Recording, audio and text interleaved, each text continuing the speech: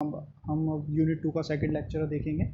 First lecture में हमने पूरा हम अब स्टार्ट कर दिए हैं, फेस कंट्रोल रेक्टिफायर हमने स्टार्ट कर दिया है, जिसमें हमने देख लिया था कि AC to DC, DC to AC किस तरीके से कन्वर्जन होता है। हमारे पास फिक्स DC सप्लाई रहती है, तो हमें वेरिएबल DC चाहिए या फिर वेरिएबल AC चाहिए, वो हम सारा आपको लास्ट लेक्चर में बता चुके हैं।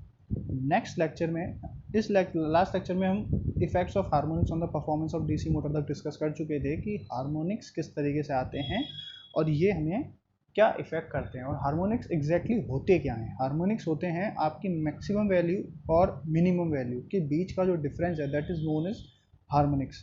ठीक है, तो इसमें बहुत सारे हार्मोनिक्स होते हैं, first harmonic, third harmonics, second harmonics, third harmonics. तो कुछ हार्मोनिक्स तो हमारे लिए ठीक होते हैं और कुछ हार्मोनिक्स हमारे लिए सही नहीं होते हैं। ठीक है, मतलब हमें जो हायर ऑर्डर हार्मोनिक्स होते हैं उनको मतलब हटाना है एक तरीके से। ठीक है, क्योंकि वो हमारे लिए सही नहीं होते हैं, हमारे सिस्टम के लिए वो हार्मोनिक्स इतने इफेक्टिव नहीं होते हैं। तो मेनली जो हार्मोनिक्स आते हैं उसके कारण हमारे सिचुएशन मतलब, क्योंकि देखो ऑसिलेशंस आ जाएंगे, फर्स्ट ऑर्डर जब डालेंगे तो हम ऑसिलेशन, बहुत ज़्यादा ऑसिलेशंस आ जाएंगे, उसके कारण तुम्हारी हीट में तुम्हारी वाइंडिंग्स क्या हो जाएंगी, हीटअप हो जाएंगी। तो हीटअप हो जाएंगी और पल्सेटिंग टॉर्क जनरेट हो जाएगा, तो हमारे सिस्टम को वो स्टेबल नहीं रखेगा। तो देखो हार्मोनिक्स किसी भी सिस्टम में दो तरीके के हो सकते हैं। एक तो हो सकता है डीसी हार्मोनिक्स। देखो जब हम AC टू DC सिस्टम में जाएंगे, मतलब AC टू DC हम कन्वर्जन करेंगे, जो कि हमारा रेक्टिफायर करता है, तो हमारा DC आउटपुट आएगा, तो हम DC आउटपुट की एनालाइज कर रहे होंगे। और जब हम DC टू AC कन्वर्जन कर रहे होंगे तो हम AC आउटपुट की एनालाइज कर रहे होंगे। ठीक है, तो दोनों ही सिस्टम में हार्मोनिक्स आ सकते हैं। ठीक है, तो एक बार हम देखेंगे डीसी हार्मोनिक्स का एनालिसिस और एक फिर हम देखेंगे एसी हार्मोनिक्स का एनालिसिस। तो पहले हम देखेंगे डीसी अगर आउटपुट आता है तो हमारा हार्मोनिक्स का क्या एनालाइज होता है, हमें कौन कौन से फैक्टर्स हैं जो कि हमें ध्यान रखने चाहिए हार्मोनिक्स एनालाइजिंग के टाइम पे, जो कि हमारे लिए हेल्पफुल होंगे। अगर हम उन फैक्टर्स का पता रखेंगे तो हम उन हार्मोनिक्स को कम कर सकते हैं और हमारे सिस्टम को और ज़्यादा स्मूथ बना सकते हैं। That will be helpful to make our system smooth. ठीक है, तो the first of all on the DC side we are discussing the harmonics. So the one term is form factor. Form factor, what is form factor? Form factor is simply uh, RMS output RMS voltage divided by average output voltage. Means कि अगर आप DC आपका output DC है तो आप RMS देखो, अगर देखो प्रॉपर DC होता, समझ लो यहाँ पर तुम डिफरेंस देखो, अगर वो प्रॉपर डीसी सिस्टम होता तो हमें आरएमएस और एवरेज की मतलब ही नहीं होता। क्योंकि प्रॉपर डीसी क्या होता है, जैसे 5 वोल्ट में तुम्हें कह दिया 5 वोल्ट का डीसी सिस्टम है, 5 वोल्ट का डीसी का मतलब क्या है कि एकदम कांस्टेंट लाइन आएगी, तो उसमें क्या आरएमएस क्या एवरेज सब वो था इक्वल। In the proper DC system if we are going to if we will talk about the average value and the RMS value, both they both are equal. ठीक है, then in that case form factor will be 1। ठीक है, but here we know that complete DC we are not getting the complete DC output, मतलब हमें completely DC output नहीं मिल रहा है। इसका मतलब वहाँ पर कुछ फ्लक्चुएशंस हैं, मतलब कुछ हार्मोनिक्स हैं। That's why we got the term RMS and average. ठीक है, तो हमें एक टर्म मिली है RMS वैल्यू, एक मिली है एवरेज वैल्यू। तो फॉर्म फैक्टर की डेफिनेशन तुम्हारे कई बार एग्जाम में आ जाती है, तो तुम्हें फॉर्म फैक्टर का फॉर्मूला याद रखना है VO/RMS अपॉन VO, मतलब RMS voltage divided by average voltage. ठीक है, तो इसको अगर तुम डेफिनेशन में फिर लिख भी सकते हो कि RMS डिवाइडेड मतलब ratio of the RMS voltage to average voltage is known as the form factor. Then एक और टर्म आती है VRF। What is the mean of VRF? VRF is voltage ripple factor. VRF is voltage ripple factor. तो voltage ripple factor अगर तुम देखना चाहोगे तो वोल्टेज रिपल फैक्टर देखो क्या होता है, under root of form factor square minus 1, under root of form factor square minus 1। ठीक है, इसका मतलब जितना ज़्यादा फॉर्म फैक्टर होगा उतना ज़्यादा वोल्टेज रिपल फैक्टर होगा। अब तुम चाहते हो कि तुम्हें रिपल फ्री मिले, मतलब तुम्हें किसी भी तरीके का कोई सिस्टम में रिपल मिले ही नहीं। अगर तुम चाहते हो व्हाट इफ़ यू वांट कि तुम्हें किसी तरह कोई रिपल मिले ही नहीं, इसका मतलब तुम्हारे फॉर्म फैक्टर वैल्यू क्या हो जाए, 1 हो जाए, मतलब तुम्हारा VORMS बराबर V एवरेज हो जाए। तो देखो वो नो रिपल का मतलब VORMS बराबर V एवरेज, मतलब ये सिस्टम ये चीज़ कब पॉसिबल है, जब तुम्हारा कंप्लीटली DC आउटपुट तुम्हें मिल रहा होगा, तब तुम्हारा VORMS V एवरेज के बराबर होगा। तो इस सिचुएशन में तुम्हारा फॉर्म फैक्टर कितनी जाएगी, 1। फॉर्म फैक्टर अगर तुम्हारा 1 हो गया तो वोल्टेज रिपल फैक्टर क्या हो जाएगा, 0। मतलब सिस्टम में कोई भी हार्मोनिक्स नहीं होंगे, मतलब नो हार्मोनिक्स। ठीक है, सिग्निफिकेंस ऑफ फॉर्म फैक्टर बता दिया तुम्हें। अगर मान लो हार्मोनिक्स नहीं है तो फॉर्म फैक्टर की वैल्यू कितनी हो जाएगी, 1। अगर हार्मोनिक सिस्टम में है तो फॉर्म फैक्टर की वैल्यू 1 से बड़ी हो जाएगी। देखो फॉर्म फैक्टर की वैल्यू कभी 1 से छोटी नहीं हो सकती, मतलब RMS वैल्यू आरएमएस का वैल्यू जो होगा, वोल्टेज आरएमएस का वैल्यू जो होगा वो एवरेज वैल्यू से या तो बराबर होगा या एवरेज वैल्यू से बड़ा होगा। आरएमएस वैल्यू कभी वोल्टेज के एवरेज वोल्टेज से कभी कम नहीं हो सकती है। तो फॉर्म फैक्टर की वैल्यू या तो 1 के बराबर होगी या फॉर्म फैक्टर 1 से बड़ा होगा। अगर फॉर्म फैक्टर 1 से बड़ा होता है तो तुम्हारे वोल्टेज रिपल फैक्टर आ जाएगा। तो हमारा फॉर्म फैक्टर जैसे जैसे एक की तरफ रीच करेगा, हमारा सिस्टम क्या हो जाएगा, उतना ज़्यादा स्मूथ होता चला जाएगा। मतलब सिस्टम में हार्मोनिक्स क्या होते चले जाएंगे, कम होते चले जाएंगे। तो हमारी टेंडेंसी क्या है, हमें फॉर्म फैक्टर 1 की तरफ रीच कराना है, मतलब एवरेज वैल्यू को बढ़ाना है। जो हमें एवरेज आउटपुट आ रहा है ना, उसको बढ़ाना है ओवरऑल मिला के, क्योंकि आरएमएस तो हमेशा ऑलरेडी बढ़ा हुआ है ही। तो हमें एवरेज को आरएमएस के बराबर तक पहुंचाना है। ओवरऑल हमारा एक ही मकसद है कि एवरेज को आरएमएस के बराबर पहुंचाना है। ठीक है, अगर एवरेज आरएमएस के बराबर पहुंच गया तो कहीं हद तक ऐसा हो जाएगा कि हमारा सिस्टम क्या हो जाएगा, एकदम स्मूथ हो जाएगा।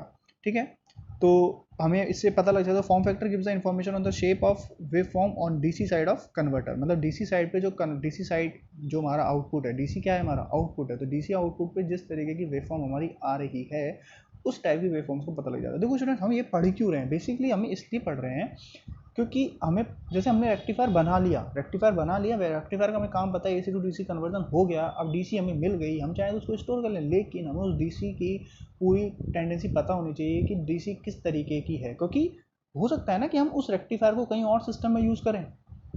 भाई ठीक है, हम अगर केवल बैटरी में लगा रहे हैं तो बैटरी में लाके हमने वो डीसी बनाई और बैटरी में जाके स्टोर कर दी, ठीक है, कभी 5 वोल्ट से स्टोर हो जाएगी, कभी 2.5 वोल्ट से स्टोर हो जाएगी, कभी 0 वोल्ट से स्टोर हो जाएगी, क्या फर्क पड़ रहा है। लेकिन अगर मुझे वही रेक्टिफायर कहीं और किसी सिस्टम में यूज़ करना पड़ा, तो मुझे पता होना चाहिए कि जो डीसी आउटपुट आ रहा है वो किस तरीके का आ रहा है, what is the shape of DC output, मतलब कितने टाइम पे वेरी कर रहा है, कितने टाइम में फ्लक्चुएट कर रहा है। तो इस तरीके से हमें चीज़ें पढ़नी है, हमें इतना एप्लीकेटिव माइंड रखना पड़ेगा। आज के ज़माने में तो वैसे भी वही काम आता है। Harmonic analysis on the AC side of the converter. तो देखो मैंने तुम्हें बताया था दो तरीके के कन्वर्ट होते हैं, दो तरीके का एनालाइज हम देखेंगे। एक तो हमने देखा कौन सा, डीसी साइड का कन्वर्ट, डीसी, ये जो हमने देखा है फॉर्म फैक्टर वाला, ये डीसी साइड है। जब भी डीसी फॉर्म फैक्टर की बात हो, इसका मतलब डीसी साइड की बात कर रहे हैं। और एक आ जाएगा डिस्टॉर्शन फैक्टर, अगर डिस्टॉर्शन फैक्टर की बात हो, हम मतलब एसी साइड की बात कर रहे हैं। तो दूसरा हमारा जो टॉपिक आता है वो आता है कि harmonic analysis on the AC side of the converter. मतलब हमें अब किस तरीके की हार्मोनिक एनालिसिस बात करनी है, एसी साइड के कन्वर्टर की बात करनी है। मतलब अगर हमारा अब एसी साइड कब आएगी हमारे आउटपुट में, जब हम इन्वर्टर यूज ले रहे होंगे, मतलब जब हम डीसी टू एसी कन्वर्जन कर रहे हैं, मतलब हम इन्वर्टर अगर यूज ले रहे हैं तो हमें आउटपुट मिलेगा एसी। और एसी अगर आउटपुट मिलता है तो हमारा किस तरीके से हम हार्मोनिक एनालिसिस करेंगे, तो उस केस में हम आरएमएस वैल्यू, और क्योंकि अब एसी मिल रही है तो एसी में जो एवरेज वैल्यू का काम करती है वो फर्स्ट हार्मोनिक काम करती है। ठीक है, तो आरएमएस वैल्यू और वीओ फर्स्ट, मतलब फर्स्ट हार्मोनिक की एवरेज वैल्यू, ये दोनों हम, इन दोनों से हम मतलब रखेंगे। तो वी आर एम एस की वैल्यू हो जाती है under V R M S का वैल्यू क्या हो जाती है, under root of V square plus V not one का स्क्वायर, मतलब जितने भी तुम्हारे हार्मोनिक्स हैं उनका स्क्वायर रूट।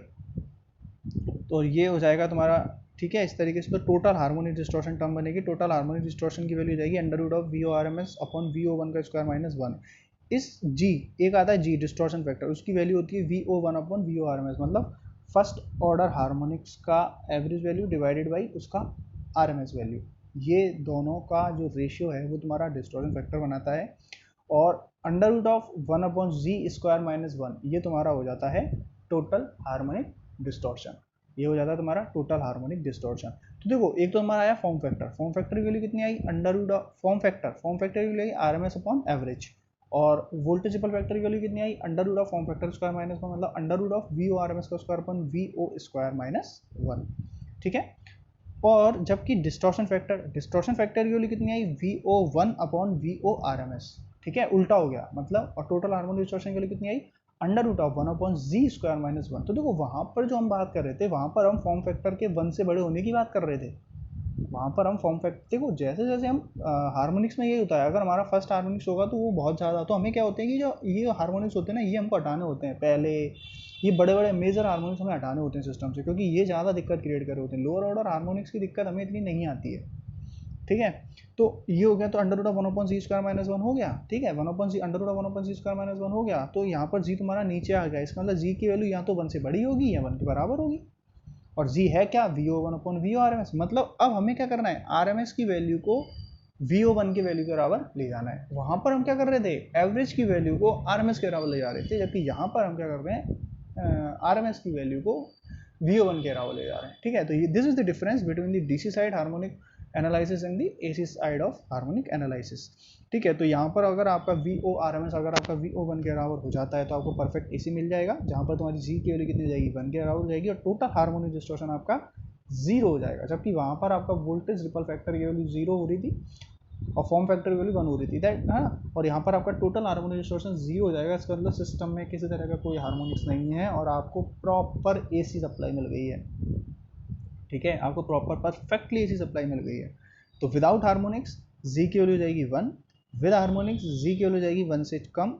तो as G value is increased, when the G value is increased and approaches unity, then the smoothness of the waveform is improved towards sinusoidal, ठीक है। बताया ना तुम्हें, towards sinusoidal मतलब परफेक्ट AC। AC का मतलब क्या है, ऑल्टरनेटिंग करंट। ऑल्टरनेटिंग करंट मतलब क्या, परफेक्टली AC, कि तुम्हें प्रॉपर 180 डिग्री टाइम में पॉजिटिव मिले, प्रॉपर 180 डिग्री टाइम में नेगेटिव मिले, मतलब 360 डिग्री में तुम्हारा पूरा साइकिल हो जाए, एक पॉजिटिव वाला और एक नेगेटिव वाला, ठीक है। तुम्हारा पूरा साइकिल कंप्लीट हो जाए, उसे कहते हैं हम प्रॉपर AC, ठीक है। वो एक अलग बात है कि तुम्हारा फ्रीक्वेंसी क्या रहता है। तो तुम्हारा एक प्रॉपर तुम्हें एक साइकिल मिल जाए, उसमें किसी भी तरीके का कोई डिस्टॉर्शन नहीं हो। जब तुम इन्वर्टर देखेंगे तो तुम देखना DC किस तरीके से AC में कन्वर्ट होती है, कभी मिलेगा कभी नहीं मिलेगा।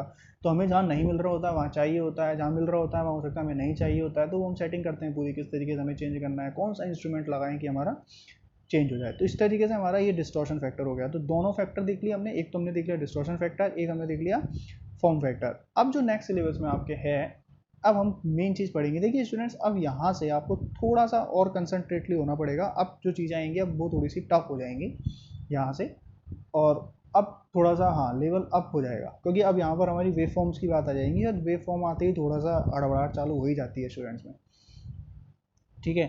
कोशिश करेंगे हम अच्छे से लें, तो तुम सारे लेक्चर्स अच्छे से देखिएगा ताकि तुम्हें दिक्कत नहीं आए, ठीक है।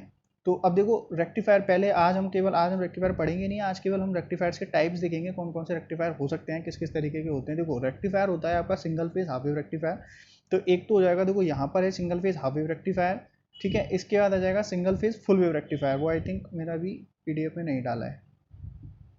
तो एक तो हो जाएगा single phase half wave rectifier और एक हो जाएगा single phase full wave rectifier, ठीक है। दो तरीके के रेक्टिफायर होते हैं सिंगल फेज में। फिर एक आ जाएगा तुम्हारा semi phase single phase semi rectifier, ठीक है, सेमी फुल वेव रेक्टिफायर।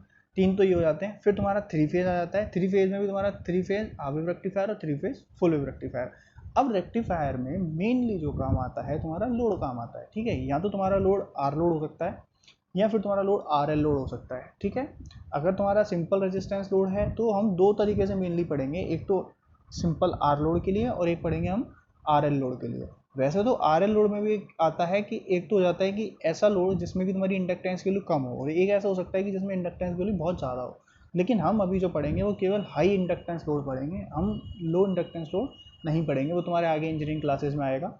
अभी तुम्हारे इन क्लासेस में केवल हाई इंडक्टेंस लोड ही है, तो हम केवल हाई इंडक्टेंस लोड देखेंगे। देखो बेसिकली हम ये क्यों पढ़ रहे हैं, हाई इंडक्टेंस लोड और लो इंडक्टेंस लोड में क्या अंतर है मैं तुम्हें बता देता हूँ। देखो अगर हाई इंडक्टेंस का मतलब क्या होता है, करंट, चेंज ऑफ करंट, ठीक है। तो इंडक्टेंस तुम्हारा मतलब चेंज ऑफ करंट को अपोज करता है। इंडक्टर जो होता है वो क्या करता है, तुम्हारा चेंज ऑफ करंट को अपोज करता है। तो जितना बड़ा इंडक्टर उतना ही ज़्यादा अपोजिशन, जितना बड़ा इंडक्टर उतना ही बड़ा अपोजिशन, जितना छोटा इंडक्टर उतना ही कम अपोजिशन। इसका मतलब कि अगर मान लो तुम्हें कि करंट 5 से 0 करनी है और तुमने बड़ा इंडक्टर लगा रखा है, तो वो 5 से 0 होने में बहुत टाइम लगाएगी। हिंदी में समझा रहा हूँ एक बार कि अगर तुम्हारा इंडक्टर बहुत बड़ा है और तुम्हारी करंट है 5 एम्पियर और तुम चाहते हो कि करंट 0 हो जाए, और तुमने इंडक्टर लगा रखा है बहुत बड़ा, तो वो 5 से 0 होने में काफ़ी टाइम ले लेगी। लेकिन तुमने इंडक्टर लगा रखा है छोटा, तो वो 5 से 0 जल्दी हो जाएगी। और अगर सेम चीज़ कैपेसिटर के साथ होती है, लेकिन वो चीज़ वोल्टेज के केस में करता है। तुम्हें वोल्टेज करनी है चेंज, तुम्हें करनी है कि 5 वोल्ट से 0 वोल्ट हो जाए, तो 5 वोल्ट से 0 वोल्ट होने में टाइम ज़्यादा लगेगा अगर कैपेसिटर बड़ा है तो, क्योंकि उसकी स्टोरिंग कैपेसिटी क्या है, ज़्यादा। अगर मान लो भाई हाफ CV² हो गई ना, एनर्जी क्या हो जाएगी, हाफ CV², तो एनर्जी ज़्यादा हो जाएगी, तो वो ज़्यादा टाइम तक स्टोर रहेगी एनर्जी, उसको डिके होने में टाइम लगेगा। और अगर तुम्हारा इंडक्टर कैपेसिटर छोटा है तो एनर्जी क्या हो जाएगी, जल्दी डिके हो जाएगी, तो तुम्हें कम टाइम में तुम्हारा कैपेसिटर क्या हो जाएगा, डिस्चार्ज। तो अगर मान लो तुम्हारा इंडक्टर बड़ा है तो तुम्हारी जो वेव फॉर्म होगी उसमें स्मूथनेस भी बढ़ जाएगी, समझ रहे हो? क्योंकि देखो धीरे धीरे कम होगा, वो धीरे धीरे कम होगा तो तुम्हारी वेव फॉर्म में क्या हो जाएगी, स्मूथनेस बढ़ जाएगी। अगर तुम्हारा इंडक्टर छोटा है तो वेव फॉर्म में स्मूथनेस क्या हो जाएगी, कम हो जाएगी। फिजिकली समझाने की कोशिश कर रहा हूँ तुम्हें मैं कि भाई अगर तुम्हारी इंडक्टर बड़ा है तो वेव फॉर्म में स्मूथनेस बढ़ जाएगी, जिसके कारण तुम्हारा जो सिस्टम हो जाएगा उसमें हार्मोनिक्स क्या हो जाएंगे, कम हो जाएंगे। लेकिन अगर तुम्हारा इंडक्टर छोटा है तो तुम्हारे सिस्टम में हार्मोनिक्स क्या हो जाएंगे, बढ़ जाएंगे। तो इस single phase half wave rectifier को नेक्स्ट क्लास में हम देखेंगे single phase half wave rectifier with R load, और कोशिश करेंगे कि single phase half wave rectifier with R and load भी हम देख लें। ठीक है, तो अब देखो इसमें हमें बेसिकली देखना क्या क्या रहेगा। एक तो हमें देखना रहेगा कि single phase half wave rectifier में हमारा वी नॉट आउटपुट वोल्टेज हम चेक करने की कोशिश करेंगे कि जो आउटपुट वोल्टेज है वो हमारा क्या आ रहा है। एक हम चेक करेंगे कि वो आर एम एस, जो कि हम कैसे निकालते हैं, मतलब आउटपुट वोल्टेज का आर एम एस वैल्यू हम कैसे निकालते हैं, आउटपुट वोल्टेज का एवरेज वैल्यू हम कैसे निकालते हैं, आउटपुट वोल्टेज का आर एम एस वैल्यू हम कैसे निकालते हैं। और एक हम चेक करेंगे इसका पावर फैक्टर, जो कि होता है तुम्हारा क्या, R M S upon source R M S, मतलब output R M S upon source R M S. ठीक है, तो एक हम वो चेक करेंगे बस। तो मेनली हम जो है सिस्टम में जो भी हम कोई भी हम रेक्टिफायर पढ़ेंगे, चाहे हम single phase half wave rectifier पढ़ें, चाहे हम single phase full wave rectifier पढ़ें, हम हर एक रेक्टिफायर में यही सब चेक करेंगे कि किस तरह से तुम्हारा एवरेज आउटपुट आ रहा है, किस तरह से तुम्हारा आर एम एस वैल्यू आ रही है, किस तरह से तुम्हारा पावर फैक्टर आ रहा है, सिस्टम तुम्हारा किधर जा रहा है, कितने कितना स्मूथ सिस्टम है, कितने इसमें हार्मोनिक्स हैं, हमें क्यों सिस्टम यूज़ नहीं लेना चाहिए, हमारे लिए कैसे बेनिफिशियल है, कैसे बेनिफिशियल नहीं है। ठीक है, तो ये सारा ऐसे कम्प्लीटली हम मतलब कंपेरेटिव स्टडी करेंगे, जिससे हमें पता आइडिया लग जाएगा कि किस तरीके से हमारा है, किस तरीके से नहीं है। और देखो हाँ, एक चीज़ ये तुम जरूर देख लेना कि आर एम एस और एवरेज वैल्यू निकालते कैसे हैं, क्योंकि बहुत से स्टूडेंट पर R M S average value नहीं निकालना आती है। देखो एवरेज वैल्यू होती है तुम्हारी इंटीग्रेशन, एवरेज वैल्यू मतलब होता है इंटीग्रेशन, मतलब एवरेज होता है तुम्हारा समेशन, मतलब तुम्हारी जितनी भी वैल्यूज हैं वहाँ पर, जितने भी टाइम, जैसे तुम्हारी ये वेव फॉर्म आई, इस वेव फॉर्म में तुम्हारी जितनी भी वैल्यूज आई हैं हर टाइम पे, तो मैं चाहता हूँ हर मोमेंट्री वैल्यू का मैं समेशन करूँ और डिवाइड बाय टोटल टाइम करूँ, और यहाँ पे हर मोमेंट पे वैल्यू तुम्हारी क्या हो रही है, चेंज हो रही है। तो मैं उसके लिए क्या फंक्शन यूज लेता हूँ, इंटीग्रेशन। इंटीग्रेशन होता है समाकलन, तो इंटीग्रेशन करता हूँ मैं उस टाइम पीरियड में, उसका इंटीग्रेशन करता हूँ, divide by total time period लिखता हूँ, उसमें मेरी एवरेज वैल्यू आती है। और आर एम एस वैल्यू क्या होती है, root mean square value, root mean square value, वर्ग माध्य मूल मान, मतलब पहले वर्ग करो, फिर उसका एवरेज लो, और फिर उसका रूट लो। ठीक है, तो ये मैं वर्ग माध्य मूल मान निकालूंगा कि इस टाइम पीरियड में मैंने देखो पहले उस फंक्शन का वर्ग कर दिया, फिर उस टाइम पीरियड में मैंने उसका इंटीग्रेशन कर दिया, और क्या कहते हैं, ये टाइम पीरियड का भाग देकर उसका एवरेज निकाल दिया, और फिर उसका स्क्वायर रूट ले लिया। ठीक है, तो ये हो जाएगी मेरी वी ओ आर, मतलब R M S value, root mean square. तो रूट मीन स्क्वायर कैसे नहीं, रूट मीन स्क्वायर को उल्टा पढ़ो, स्क्वायर मीन रूट, मतलब पहले स्क्वायर करो, फिर उसका मीन लो, और फिर उसका अंडर रूट करो।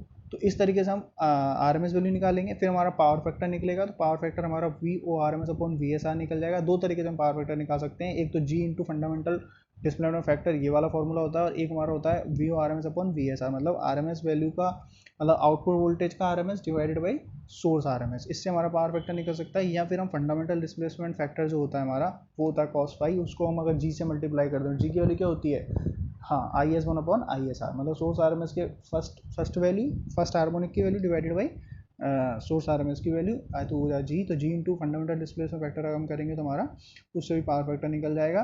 तो इन फॉर्मूलेज को आप ध्यान रखिएगा, क्योंकि अब ये तुम्हारे आगे तक, जब तक तुम्हारा हम कोशिश करेंगे 3 क्लासेस में ख़त्म हो जाए, तो ये 3 क्लासेस तक तुम्हारा ये फॉर्मूला तुम्हारे बहुत काम आने वाला है। ओके स्टूडेंट्स, थैंक यू, आज के लिए इतना ही।